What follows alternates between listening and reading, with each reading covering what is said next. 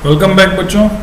Electrostatics में quantization basic properties में हम लोग पढ़ रहे थे। तो बेसिक प्रॉपर्टीज में एडिटिविटी हो गई, कंजर्वेशन हो गया, देन थर्ड इज क्वांटाइजेशन।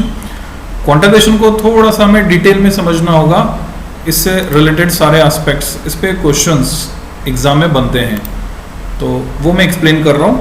तो क्वांटाइजेशन में हमने फॉर्मूला लिखा था Q इक्वल टू NE। तो इसको कैसे यूज़ करते हैं इस फॉर्मूले को, ये भी हम देखेंगे किस एस्पेक्ट में यूज़ करते हैं। उससे पहले हमने कंजर्वेशन में पेयर प्रोटेक्शन, पेयर एनिहिलेशन को समझा। So next is Q equal to NE को न्यूमेरिकल में कैसे यूज़ करते हैं और डेटा को फील करना हम सीखेंगे, जिससे क्वांटाइजेशन और क्लियर हो सके। तो मिल्टन ने ऑयल ड्रॉप एक्सपेरिमेंट के थ्रू चार्ज का क्वांटा डिक्लेयर किया था, वो हमें पता चला था। तो अब आपसे सवाल पूछा जाता है कि हमने मान लीजिए प्लास्टिक बॉल को ऊन से रगड़ा, तो अब प्लास्टिक की बॉल पर भी चार्ज आ गया, ऊन के गोले पे भी चार्ज आ गया। ऊन इलेक्ट्रॉन्स देगा और प्लास्टिक बॉल लेगी इलेक्ट्रॉन्स को। तो प्लास्टिक पर नेगेटिव आएगा, ऊन पर पॉजिटिव आएगा। मान लीजिए आपको डेटा दिया हुआ है कि 1 कूलम चार्ज ट्रांसफर हुआ, तो आपसे पूछा जाता है बताइए कितने इलेक्ट्रॉन्स किस से किस पर गए, तब ये फॉर्मूला यूज में आएगा। तो हमें n निकालना है, मींस नंबर ऑफ इलेक्ट्रॉन्स। हमारे पास डेटा है -1 कूलम ऑफ चार्ज, तो मैंने यहाँ पे लिखा -1 कूलम, क्योंकि n की वैल्यू अगर मैं n के फॉर्मेट में इस फॉर्मूले को यूज़ करता हूँ तो ये हो गया Q/E। Q की जगह -1 है, E की जगह आ गया -1.6 इलेक्ट्रॉनिक चार्ज है इंटू 10⁻⁻19 कूलम। माइनस माइनस ऊपर नीचे कट गया। अब जब मैं इसकी कैलकुलेशन करता हूँ तो बहुत आसान सी कैलकुलेशन है और आपको ये याद भी रखनी है, एक्चुअल में 1/E के बराबर है। एटॉमिक फिजिक्स में भी कई जगह जहाँ पर आपको 1/E की वैल्यू रखनी है आप डायरेक्टली रख सकते हैं। 10⁻⁻19 को मैं ऊपर ले गया तो 10⁻+19 हुआ, उसको मैंने ब्रेक करके लिखा 10 × 10⁻18। अब इसे डिवाइड करना है 1.6 से। अब 10/1.6 को मैं 100/16 कह सकता हूँ। 100/16 का मतलब क्या होता है, या तो आपको 16 का टेबल आता हो तब आप डिवाइड कर लो, 16 का टेबल नहीं आता तो आप डिवाइड करो 100 का आधा 50, 50 का आधा 25, 25 का आधा 12.5 और 12.5 का आधा, वही रिजल्ट है 6.25।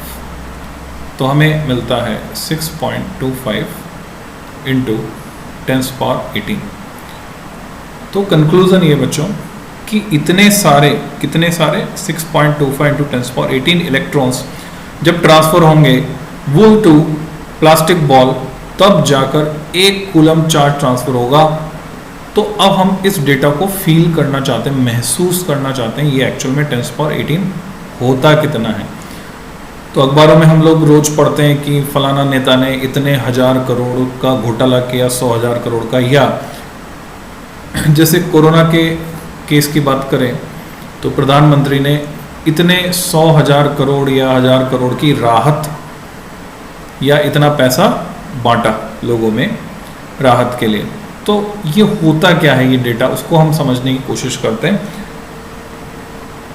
आपको पता है मेगा या मिलियन, जिसको हम कैपिटल M से दिखाते हैं, तो 1 मेगा या 1 मिलियन का मतलब होता है 10⁻6। बच्चों ये होता है 10 लाख। 10 लाख इकाई दाई सैकड़ा हज़ार करेंगे ना तो बनेगा 10 लाख। तो रिसेंटली फिल्म आई है गुलाबो सिताबो, नहीं देखिए तो देख लेना। तो अमिताभ बच्चन ने बहुत शानदार एक्टिंग की है, और जब 5 लाख में उसकी जो हवेली बिकने की बात आती है तो वो लाख को ऐसे ही गिनता है, इकाई दहाई सैकड़ा हज़ार। और वो उस समय के लिए, जब वो कहानी लिखी गई, समय की बहुत बड़ी रकम होती थी, ऐसा उसमें दिखाया कि वो अमिताभ बच्चन उसको गिनने में लाख तक पहुंचते पहुंचते, तो ये 10 लाख मिलियन है। तो करोड़ कितना होता है बच्चों? कई बार आपके सामने ऑप्शन सवाल पूछा जाता है, भाई अब करोड़पति बनना पसंद करोगे या मिलियनेयर? तो कई बच्चे इसमें धोखा खा जाते हैं, वो बोलते हैं मिलियनेयर, क्योंकि उनको लगता है अंग्रेजी में तो थोड़ा ज़्यादा पावरफुल होगा। बच्चों मिलियनेयर के पास केवल 10 लाख होंगे, जबकि करोड़पति के पास 10⁻7 होंगे। 1 करोड़ इज 10 पावर 7। तो अब जब मैं 10 की पावर 18 को ब्रेक करता हूँ, मैं इसका ऑर्डर ऑफ मैग्नीट्यूड लिखना चाहता हूँ। हमने प्रीवियस लेक्चर्स में ऑर्डर ऑफ मैग्नीट्यूड डिस्कस किया to express the quantity in nearest power of 10। तो 6.25 जो है, क्योंकि रूट 10 यानी 3.16 से बड़ा है। रूट 10 क्या होता है? 10 की पावर हाफ, 3.16 उससे बड़ा है बच्चों। तो मैं इसको लिखूंगा 10 की पावर 1 और 10 की पावर 18 ये हो गया। तो टोटल हुआ ये 10 टू पावर 19। अब 10 पावर 19 को मैं लिख सकता हूँ 100 into 1000 into 10 power 7 into 10 power 7। तो अब गिन लीजिए, 7 और 7 14, 14 और 5 19 हो गए पूरे। तो अब इसको हम कैसे पढ़ेंगे? हम इसको पढ़ेंगे 100, 1000, करोड़, करोड़। अब कंक्लूजन ये कि जब 100,000 करोड़ करोड़ इलेक्ट्रॉन ट्रांसफर होते हैं फ्रॉम वुल टू प्लास्टिक, तब जाकर 1 कूलम चार्ज ट्रांसफर होता है। इसका मतलब 1 कूलम बहुत ही बड़ी यूनिट है चार्ज को नापने की। यही कारण है कि न्यूमेरिकल में आप देखेंगे प्रीफिक्स लगाकर आपको मिलेगा माइक्रो या फिर मिलेगा आपको मिली कूलम, ये आपको मिलेंगे, क्योंकि कूलम चार्ज को नापने की बहुत बहुत बड़ी यूनिट है। इसलिए हम क्या करते हैं, माइक्रो, मिली, पिको, इसमें चार्ज को नापते हैं। तो अब वापस से चलते हैं एनसीईआरटी पर। यहाँ तक हमने सीख लिया था। There are about 6 into 10 power 18, हमने निकाला 6.25 into 10 power 18 electrons in a charge of -1 coulomb. In electrostatics, charges of this large magnitude are seldom encountered and hence we use smaller units, 1 microcoulomb और 1 millicoulomb। ये आपको ध्यान रखना, छोटा है मतलब मिली, बड़ा है मतलब माइक्रो, सॉरी बड़ा m तो मेगा हो जाता है, म्यू मतलब micro. If the protons and electrons are the only basic charges in the universe, all the observable charges have to be integral multiples of E. Thus, if a body contains n1 electrons and n2 protons, the total amount of charge उसके पास कितना हो जाएगा? n2 into e plus n1 into minus e, यानी n2 minus n1 into e। बच्चों इस पे अभी solve example हम देखेंगे। Since n1 and n2 are integers, their difference is also an integer. Thus, the charge on any body is always integral multiple of e and can be increased or decreased also in steps of e। बच्चों इसको भी हम क्या कहते हैं? इसको भी हम कहते हैं quantization। It is also quantization। The step size e is however very small because at the macroscopic level we deal with the charges of a few microcoulomb। Confuse मत होना, यहाँ माइक्रो है, यहाँ मैक्रो है। आपने थर्मोडायनेमिक्स पढ़ी है बच्चों, 2 तरह की क्वांटिटीज हमने डील की, माइक्रोस्कोपिक एंड मैक्रोस्कोपिक। मैक्रोस्कोपिक यानी लार्ज लेवल पर, जैसे कि pressure of gas, volume of gas, temperature of gas, और माइक्रोस्कोपिक लेवल यानी किसी एक एटम या मॉलिक्यूल की वेलोसिटी, उसका मोमेंटम। तो यहाँ पर चार्ज भले ही माइक्रोकूलम में डील कर रहे हो, अगर 1 माइक्रोकूलम में भी मैं नंबर ऑफ इलेक्ट्रॉन्स निकालूंगा, हमने 1 कूलम में निकाला था अभी 6.25 10 पावर 18, माइक्रो कर देंगे तो 10 की पावर -6 मल्टीप्लाई हो जाएगा, तो 6.25 10 पावर 12 इलेक्ट्रॉन्स रहेंगे, जो फिर से अनकाउंटेबल है, आप उनको गिन नहीं सकते, बहुत बड़ी क्वांटिटी है। यानी माइक्रोकूलम लेवल पर भी अगर आप जा रहे हैं तो चार्ज मैक्रोस्कोपिक है, मैक्रोस्कोपिक लेवल पर है, गिना नहीं जा सकता। जैसे गेहूं की बोरी में भरे हुए दानों को गिना नहीं जा सकता, वैसे जैसे जब हम सांस ले रहे हैं तो एटम्स, मॉलिक्यूल्स जो नॉस्ट्रल से हमारे अंदर जा रहे हैं उनको गिना नहीं जा सकता, या महसूस नहीं किया जा सकता कि अभी नाइट्रोजन गया, अभी CO2 गया है। तो ये डिस्क्रिप्शन एनसीईआरटी का ही है, मैं पढ़ के बताता हूँ आपको। The grainy nature of the charge is lost and it appears to be continuous. तो हमें कैसा लगता है? वो कंटिन्यूस लगता है, जैसे पानी भी हमको कंटिन्यूस लगता है, हवा भी कंटिन्यूस लगती है, हालांकि वो एटम्स एंड मॉलिक्यूल्स के बने हुए आपको पता है। This situation can be compared with the geometrical concepts of points and lines. बहुत सारे पॉइंट्स को मिलाया तो लाइन बन गई। Dotted line viewed from a distance appears continuous to us but is not continuous in reality, as many points very close to each other normally give an impression of continuous line. Many small charges taken together appear as a continuous charge.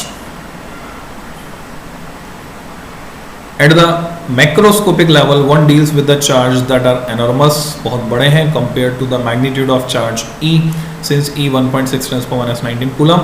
A charge of magnitude say 1 microcoulomb contains something like 10 power 13 times the electronic charge. At this scale, the fact that charge can increase or decrease only in units of E is not very different from saying that charge can take continuous values. Thus, at the macroscopic level, ये आपसे सवाल पूछा जाता है, उसका जवाब है बच्चों why quantization is ignored at macroscopic level. तो उसका जवाब क्या है? At the macroscopic level, quantization of charge has no practical consequence and can be ignored. जबकि माइक्रोस्कोपिक लेवल पे बात करें, where the charges involved are of order of few tens or hundreds of E, that is they can be counted, they appear in discrete lumps and quantization of charge cannot be ignored. It is the scale involved that is very important. तो ये detail हुई, इस पे हमें ये दो solve example discuss करने हैं. तो बच्चों एग्जाम्पल्स देखते हैं, फिर हम इसमें जो एक्सेप्शन है क्वार्क उसके बारे में पढ़ेंगे, जो एनसीईआरटी में थ्योरी में नहीं है बच्चों, सीधे लास्ट में जाकर क्वेश्चन में दिया गया है. तो पहले तो एग्जाम्पल 1.2 देखते हैं. If 10⁹ electrons move out of a body to another body every second, हर सेकेंड में 10⁹ जा रहे हैं, how much time is required to get a total charge of 1 coulomb on the other body. कितने टाइम में total 1 coulomb हो जाएगा. बहुत सिंपल सा सॉल्यूशन है. एक सेकंड में 10⁹ जा रहे हैं, इसलिए एक सेकंड में जो चार्ज गया वो हुआ 1.6 10⁻⁻19 इंटू 10⁹ हमने निकाल लिया. एक सेकंड में ट्रांसफर चार्ज, और उससे 1 कूलम चार्ज को ट्रांसफर होने में कितना समय लगेगा निकालने के लिए हमने इसे डिवाइड कर दिया 1 कूलम को. तो हमारे पास आता है 6.25 इंटू 10⁹ सेकेंड. अब ये जो 6.25 इंटू 10⁹ सेकेंड है, इसको ईयर में कन्वर्ट करना है. क्यों? यहाँ तो नहीं लिखा है, पर इसमें ईयर में कन्वर्ट करने से एक फील हमें मिलेगा, क्योंकि 10⁹ सेकेंड का अंदाज़ा हमारे पास नहीं, ईयर का अंदाज़ा हमारे पास है. तो कन्वर्ट करते हैं बच्चों. 6.25 इंटू 10⁹ डिवाइड बाई 365, ये डेज में कन्वर्ट हुआ. 24 से डिवाइड किया, आवर में कन्वर्ट हुआ. 60 इंटू 60 यानी 3600 से डिवाइड किया, सेकेंड में कन्वर्ट, सेकेंड मतलब ईयर्स में कन्वर्ट हो गया. ये डेज के लिए आया 24, ये सेकेंड और मिनट के लिए आया. तो 198 ईयर्स, तो अप्रॉक्सीमेटली हम बोलें 200 साल लग जाएंगे. इसलिए 1 कूलम जो है बहुत ही बड़ी क्वांटिटी है, इसको आप फील कर सकते हैं. 1 coulomb is such enormous charge, enormous amount of charge, such a large charge. It is however also important to know what is roughly the number of electrons contained in a piece of 1 cubic centimeter of a material. उसमें आप अंदाज़ा लगाएं, अगर 1 cubic centimetre यानी एक cube consider करो जिसकी side 1 centimetre है, 1 centimetre into 1 centimetre into 1 centimetre, 1 cubic centimetre copper का पीस अगर आपने लिया तो उसमें कितने इलेक्ट्रॉन्स होंगे. तो बच्चों 2.5 टू 10⁻24 इलेक्ट्रॉन्स होंगे. इतने सारे इलेक्ट्रॉन्स मौजूद होते हैं. अच्छा, 1 क्यूबिक सेंटीमीटर में इतने हैं. हमारे आगे करंट इलेक्ट्रिसिटी में डेटा काम आएगा. कैलकुलेट करके बताइए, जो आपने यूनिट्स एंड डायमेंशन क्लास 11 में सीखा था, 1 मीटर क्यूब में कितने. 1 क्यूबिक सेंटीमीटर में 2.5 टू 10⁻24, तो 1 मीटर क्यूब में कितने.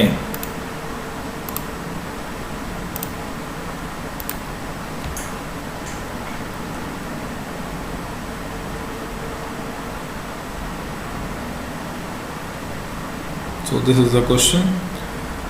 In 1 cubic centimeter, number of electrons इतने पर centimetre cube, centimetre cube inverse. तो मीटर क्यूब में, तो ये सेंटीमीटर क्यूब कहाँ आ रहा है बच्चों? नीचे आ रहा है. नीचे आ रहा है, उसको मैं मीटर क्यूब में बदलूंगा. तो 1 सेंटीमीटर में 10⁻⁻2 मीटर, तो सेंटीमीटर क्यूब में 10⁻⁻2 का whole cube metre, metre cube inverse. तो कितना मिल गया? 24 तो यहाँ है ही, और ये 6 पावर और आ गई. 2.5 इंटू 10⁻30 हो गया बच्चों पर मीटर क्यूब. ये अप्रॉक्सीमेट डेटा आप देखेंगे. हम रफली 10⁻28 भी लेते हैं, 29 भी लेते हैं. हालांकि इस डेटा से 10⁻30 आ रहा है. इस पर टेम्परेचर का भी इफेक्ट होता है, आगे हम सीखेंगे. टेम्परेचर बढ़ेगा तो फ्री इलेक्ट्रॉन्स बढ़ जाते हैं कुछ अमाउंट में. वापस चलते हैं। Example number 1.3, how much positive and negative charge is there in a cup of water. एक कप पानी में कितना पॉजिटिव और कितना नेगेटिव चार्ज है, जो अभी हम डिस्कस कर रहे हैं। तो मान लीजिए mass of 1 cup of water 250 ग्राम आ रहा है, एक कप में 250, ये अंदाजा होना चाहिए आपको। जैसे बोलते हैं ना, एक गिलास में पाव दूध आ जाता है, तो एक गिलास में, स्टील का गिलास है, पाव दूध आ जाता है। अगर आप एक गिलास दूध पी रहे हैं तो आप कितना पी रहे हैं, 250 ml लगभग, मान लीजिए 250 ml, तो 250 ग्राम बराबर मान लिया हमने। हालांकि लीटर में और ग्राम में थोड़ा सा अंतर होता है, वो आप जानते हैं। तेल का पीपा कभी खरीदा है आपने तो आपको पता होगा, 15 किलो तेल अगर वो दे रहे हैं तो वो क्वांटिटी में ज़्यादा होगा, और 15 लीटर दे रहे हैं बच्चों तो वो क्वांटिटी में कम होगा। इस प्रैक्टिकल डिटेल पे गौर करना, क्योंकि ये लाइफ को अफेक्ट कर रही है आपके। The molecular mass of water is 18 gram, thus 1 mole 6.02 into 10⁻³ molecules, 23 molecules of water 18 ग्राम हो गया, हम जानते हैं H2O। Therefore the number of molecules in 1 cup of water कितने हो गए, 250/18 into 6 ये आ गया हमारे पास। Each molecule water contains 2 hydrogen atom and 1 oxygen atom, that is 10 electrons, किसके, ऑक्सीजन के, 10 protons, hence each molecule H2O के मिला के हो गए बच्चों, 10 इलेक्ट्रॉन हो गए, 10 प्रोटॉन हो गए, 8 उसके हाइड्रोजन के 2। Hence the total positive and total negative charge has the same magnitude, it is equal to, ये हमने कैलकुलेट कर लिया, 1.34 into 10⁻⁷ कूलम। तो इलेक्ट्रॉनिक चार्ज से मल्टीप्लाई किया तो इतना चार्ज पॉजिटिव में है, इतना ही चार्ज नेगेटिव में है, और नेट चार्ज 0 है, क्योंकि वाटर न्यूट्रल है। तो ये हमने क्वांटाइजेशन को डिटेल में पढ़ा। अब हम बात करते हैं इस पर किस तरह से क्वेश्चन आते हैं। तो एनसीईआरटी में ही चलते हैं बच्चों, पेज नंबर 49 पे आप आ जाओ, जो एक्सरसाइज है, एक्सरसाइज के क्वेश्चंस में आ जाओ।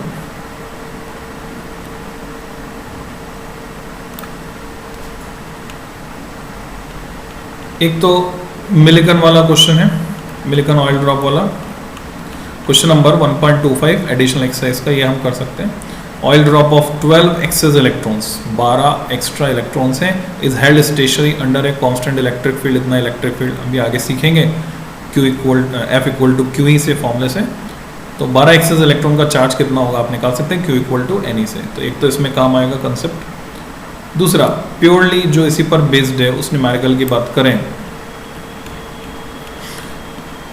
तो बच्चों वो है 1.31। It is now believe that protons and neutrons which constitute, बच्चों इस थ्योरी की फॉर्म में दिया, जैसे जेई में होता है, जैसे नीट में होता है, आपको कोई पैराग्राफ दे दिया गया, क्वेश्चन में जानकारी दे दी गई, फिर उस जानकारी के आधार पर, जैसे हिंदी के पेपर में होता है पैराग्राफ बेस, इंग्लिश के पेपर में होता है, फिर उसके आधार पर सवाल पूछ रहे, तो ये वो जानकारी है। इट इज नाउ बिलीव्ड, कई साल हो गए इस बात को पता लगाए, दैट प्रोटॉन्स एंड न्यूट्रॉन्स, जिनको हम मानते थे अविभाज्य हैं, फर्दर डिसइंटीग्रेट नहीं हो सकते, which constitute nuclei of ordinary matter are themselves built out of more elementary units called quarks. ये सब भी किसके बने बच्चों, क्वार्क्स के। तो ये क्वार्क इंट्रोड्यूस हो गया क्लास 12th में। उससे पहले छोटी क्लास में जब आप थे, आपको सिखाया गया परमाणु अविभाज्य इकाई है, atom is the smallest indivisible entity. थोड़े बड़े हुए बताया नहीं परमाणु में क्या होता है, इलेक्ट्रॉन बाहर चक्कर लगाते हैं, न्यूक्लियस में प्रोटॉन और न्यूट्रॉन होते हैं, आपने मान लिया। अब आपको बता रहे हैं कि ये जो न्यूट्रॉन और प्रोटॉन है न्यूक्लियस में, ये फर्दर डिविजिबल हैं, इनमें होते हैं 3 quark. A proton and A neutron consist of 3 quarks each. और 2 तरह के क्वार्क आपके सिलेबस में, हालांकि और भी कई तरह के क्वार्क ढूंढे गए हैं, up quark and down quark, इनकी थ्योरी आपको तैयार करनी है। अप क्वार्क को हम डिनोट कर रहे हैं सिंबल U से, उसका चार्ज होता है +2e/3, डाउन क्वार्क को D से, और उसका चार्ज होता है -e/3। तो ये 2 तरह के क्वार्क आपको समझने हैं, ये जानकारी आपको यहाँ दी गई। टुगेदर विद इलेक्ट्रॉन्स, कई बच्चों को डाउट है कि सर ये तो एडिशनल एक्सरसाइज का हमारे सिलेबस में है क्या। बच्चों ये सवाल पूछा गया बोर्ड में, और कंपटीशन में भी क्वार्क की जानकारी पूछी जाती है, तो ये आपके सिलेबस में है, कंपटीशन में भी एज वेल एज बोर्ड में भी, तो आपको क्वार्क के बारे में पता होना चाहिए। Electrons built up ordinary matter. Quarks of other types have also been found, which give rise to different unusual varieties of matter. Suggest a possible quark composition of a proton and neutron. वो हमें बताना है possible quark composition proton के लिए और neutron के लिए. तो बच्चों क्वार्क के बारे में मैं और जो डिटेल आपसे शेयर करना चाहूँगा, पुरानी एनसीईआरटी में वो डिटेल थी, इसमें से हटा दी गई है. बच्चों ये डिटेल ये है कि साइंटिस्ट वैज्ञानिक क्वार्क को कंपेयर करते हैं. एलिस इन वंडरलैंड एक सीरियल आया करता था, उसमें एक हंसने वाली बिल्ली कभी भी किसी पेड़ पे दिखाई देती थी, कभी भी गायब हो जाती थी. तो उस बिल्ली से कंपेयर करते हैं कि क्वार्क भी जो है प्रोटॉन और न्यूट्रॉन में कभी दिखाई देते हैं, फिर गायब हो जाते हैं अचानक से, फिर दिखाई देते हैं, फिर गायब हो जाते हैं. क्योंकि क्वार्क्स का इंडिपेंडेंट एग्जिस्टेंस नहीं है, स्वतंत्र अस्तित्व नहीं है नेचर में, इसलिए आज भी क्वांटा ऑफ चार्ज क्या मान रहे हैं हम, इलेक्ट्रॉनिक चार्ज ई को मान रहे हैं. आपसे एक सवाल ये भी पूछा जाता है, इस सवाल का जवाब तो मैं दे ही रहा हूँ कि क्वार्क कंपोजिशन, पर आपसे एक सवाल ये भी पूछा जाता है कि यदि क्वार्क का इंडिपेंडेंट एग्जिस्टेंस प्रूव हो जाए तो क्या प्रिंसिपल ऑफ क्वांटाइजेशन इनवैलिड हो जाएगा, असत्य सिद्ध हो जाएगा? जवाब है नहीं.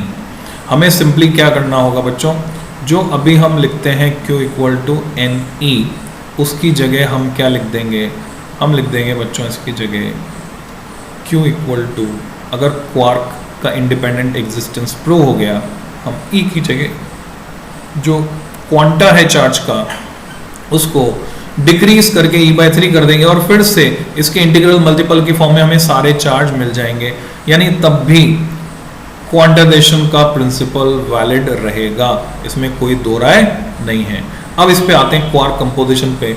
अगर मैं बात कर रहा हूँ, मेरे पास एक न्यूट्रॉन है, न्यूट्रॉन का सिंबल बच्चों n, नीचे 0, क्योंकि इसके पास चार्ज नहीं होता है, इसका मास अराउंड 1 होता है. तो अगर मेरे पास एक न्यूट्रॉन है और हमें बता दिया गया है, U से हम दिखा रहे हैं अब क्वार्क को जिसका चार्ज है 2e/3, ये डेटा हमको दे दिया गया क्वेश्चन में, और जो डाउन क्वार्क है उसको हम दिखाएंगे D से जिसका चार्ज है -e/3. और एक न्यूट्रॉन में 3 क्वार्क हैं, ऐसे ही एक प्रोटॉन में उसमें भी 3 क्वार्क हैं. तो हमें पहचानना है ये कौन से क्वार्क हैं. तो न्यूट्रॉन का नेट चार्ज 0 तब होगा जब एक अप क्वार्क और 2 अप क्वार्क मिले. तो यानी इनमें कौन कौन से होने चाहिए, अगर एक अप क्वार्क है तो बाकी दोनों होने चाहिए बच्चों डाउन क्वार्क. तो नेट चार्ज हो जाएगा 0, कैलकुलेट कर लीजिए आप टोटल. इसी तरह से प्रोटॉन को अगर मुझे दिखाना है तो मैं दिखाऊंगा P11. अब P11 से मैंने दिखाया प्रोटॉन का चार्ज कितना है, 1 है. 1 है मतलब E है, E. तो E कब होएगा, 3 क्वार्क होने इसमें, E तब होगा जब इन 3 में से 2 तो हों अप क्वार्क, तो चार्ज हो गया 2e/3 प्लस 2e/3, और एक डाउन क्वार्क हो -e/3, तो बात बन जाएगी, तो काम हो जाएगा हमारा. तो बच्चों ये हमने क्वांटाइजेशन को फुल डिटेल में पढ़ा, सीखा. इस लेक्चर में इतना ही, आगे मैं कंटिन्यू करूँगा. आप इस बात की परवाह मत कीजिए क्या मोड है, कैसे पढ़ा रहे हैं. कुछ लोग सोचते हैं कि भाई वो जो लिखा हुआ है उसी को दोहरा दिया आपने, ऐसा कुछ नहीं है बच्चों. ये मुझे पता है आगे ये आपके कैसे काम आने वाली है जानकारी, कंपटीशन में कैसे काम आने वाली है, बोर्ड में कैसे काम आने वाली है. Just follow it. कौन से क्वेश्चन मुझे डिस्कस करने हैं मैं छांट के ले आऊँगा, कंपटीशन के भी ले आऊँगा, बोर्ड के भी ले आऊँगा, सब में डिस्कस करूँगा इसमें. तो आप इसको समझने, इस पैटर्न को समझने के लिए थोड़ा समय दीजिए, इसको फॉलो कीजिए, तो आप देखेंगे ये पैटर्न बड़े काम का है. और बड़े बड़े क्वेश्चंस जो यहाँ पर हमने डिस्कस नहीं किए वो भी आप सॉल्व कर पाएंगे on the basis of these fundamentals. और फिजिक्स जो है आपके लिए ये सब्जेक्ट बहुत ही आसान हो जाएगा इन लेक्चर्स को थॉरो करके. यहाँ से बेसिक समझ के फिजिक्स की अंडरस्टैंडिंग आपकी इम्प्रूव होगी निश्चित रूप से. और ये लेक्चर्स जनरल एक स्टूडेंट को ध्यान में रखते हुए डिज़ाइन किए गए हैं. तो जो लोग पहले से सीखे पढ़े हैं उनको थोड़ा सा इसमें ये लग सकता है कि ये तो हमें आता है, ये आता है, तो बच्चों रिमोट तो आपके पास है, जो आपको आता है आपको दोबारा रिवीजन की जरूरत नहीं है, आप उसको फास्ट फॉरवर्ड करें, आगे बढ़ें। जो नहीं आता वो हमें सीखना है। तो ठीक है, मिलते हैं फिर अगले लेक्चर में। Good day.